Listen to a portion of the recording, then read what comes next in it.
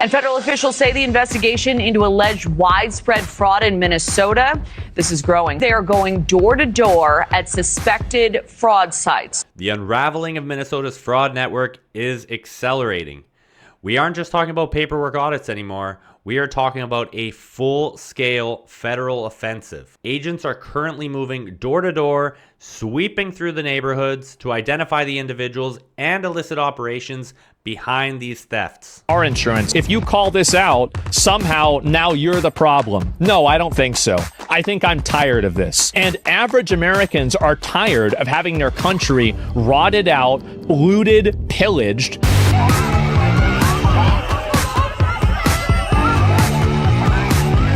After viral footage exposed countless businesses raking in taxpayer cash for doing absolutely nothing, the federal government has finally had enough. They're hunting down the scammers and the undocumented individuals facilitating these crimes. And the question everyone is asking is very simple. If these centers are collecting millions to care for children, where are the kids? The FBI and Homeland Security have deployed a surge of personnel to the region. And what they are uncovering is a direct link to sanctuary policies. These jurisdictions provide a veil of protection, allowing criminals to operate in the open without fear of local interference. But here is the bitter pill for the average citizen. If you, the law-abiding taxpayer, complain about the rising insurance premiums or losing your job to illegal labor, you are branded the villain. Americans are exhausted by this. They're watching their nation's wealth be siphoned off, and they're done staying silent. The state has now frozen payments to these child care centers, but the real story is what the federal boots on the ground are about to expose. This isn't just about stolen money, it's about a political machine that nearly took the White House. Tonight, the White House slamming Minnesota and its governor, claiming the state has failed to crack down on rampant fraud. People will be in handcuffs as a result of the fraud that Governor Walz has allowed to occur. And now the Trump administration says it is freezing federal funding for child care in the state and will require justification and a receipt or photo evidence from all providers who receive the funding nationwide. Any dollar stolen by fraudsters is stolen from those children. Governor Tim Walz pushing back, posting, "We've spent years cracking down on fraudsters," adding the president is politicizing the issue to defund programs that help Minnesota. If you've spent years cracking down on these fraudsters, why are there still so many of them? Is it complete incompetence? What's going on with Tim Walz? Everyone wants to know. This is the end for Tim Walz. We already saw Tim Walz on the presidential debate stage, and he was not the sharpest tool in the shed. And this is just confirming our beliefs that we already knew. The Justice Department investigation into fraud in Minnesota dates back years, beginning in the Biden administration. But this video posted by right-wing YouTuber Nick Shirley recently went viral, sparking renewed interest in the issue. Where are the children at? Shirley alleging some Somali daycare providers are fraudulently receiving taxpayer dollars, after he says he visited 10 daycares and didn't see children at any of them. Shirley has not responded to NBC News' request for information about when the videos were taken. That's their classroom, they eat here. At least 2 of the daycares now denying the fraud allegations. The director of ABC Learning Center says it's open every day, including the day Shirley visited. A lot of people are not feeling safe, you know. Some people believe him. The Minnesota agency overseeing daycare says it is now revisiting all of the centers in Shirley's video. One closed years ago. The House Oversight Committee announced today it will begin hearings about fraud in Minnesota next week and have invited Governor Walz to testify in February. Peter? We narrowly avoided a scenario where the leadership presiding over this chaos ascended to the vice presidency, potentially exporting this model of failure to the entire nation. The country is now looking at Minnesota in absolute horror, realizing that while families struggle with historic inflation and housing costs, criminals are living in luxury on the public dime. And this goes beyond financial theft. It's political engineering.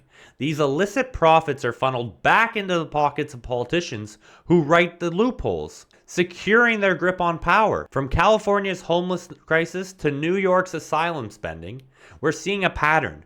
Charity programs that function as slush funds for political survival. Let's look at a prime example. the so-called Quality Learning Center.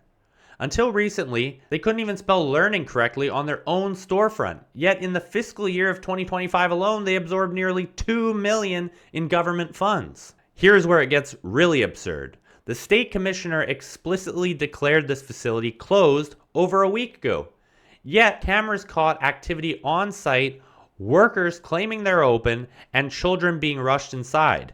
It appears to be a desperate attempt to create the illusion of a legitimate business now that the heat is on. Then there's the manager, Abraham Ali. He insists everything is above board, but observers have noticed a striking resemblance between him and a key figure seen celebrating in Mayor Jacob Frey's victory video. Is it just a coincidence? Or does it confirm what many suspect, that the operators of these fraudulent hubs are deeply embedded in the local political apparatus? It stands to reason that if the business depends on fraud, you would invest heavily in politicians who let it slide. Now, how does Governor Tim Walz explain these systematic failures? After days of silence, he did not offer accountability. Instead, he offered accusations. He blamed Donald Trump and claimed that investigating theft is an act of white supremacy. Think about that. Billions of dollars vanish, convictions are mounting, and the governor's response is to attack the motives of those asking questions. This is the defense mechanism of a politician who needs these voting blocks to survive. They call the investigations mean-spirited to cover up the fact that this is industrialized theft used to buy elections. Now, why is Homeland Security involved? Because where there is financial fraud in sanctuary cities, human exploitation usually follows. ICE officials have made it clear this is not just about check fraud, it's about labor trafficking. These criminal rings exploit undocumented workers, trapping them in illegal schemes. The same open border advocates who promised enrichment and diversity instead delivered a black market that destroys wages for American workers and exploits immigrants. Perhaps the most damning revelation is that this could have been stopped years ago. We know that the whistleblowers and investigators were actively suppressed. A former agent revealed that state-led task forces had the evidence. They had the warrants back in 2015. But those investigations were abruptly disbanded by state higher-ups. Why kill an investigation into theft? Because the fraud was beneficial to the powers that be. Shutting it down protected their political allies and kept the campaign machinery greased. Governor Walz claims he's been cracking down on this for years. If that were true, federal agents wouldn't need to be storming the state right now to do the job his administration refused to do. This scandal exposes a fundamental flaw in how our government operates.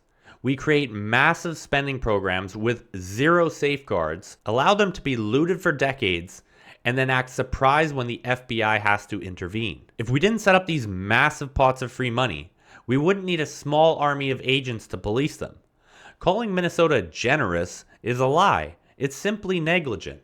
True generosity requires integrity. Handing over taxpayer wealth to criminals is not compassion, it's corruption. And the American people are finally seeing it for what it is. Thanks for watching this little rant, guys. If you liked the video, you want more commentary like this, make sure to hit the subscribe button, hit that like button. I'm going to be making more videos every single day on these topics, so I hope to see you guys in the next video. Thanks.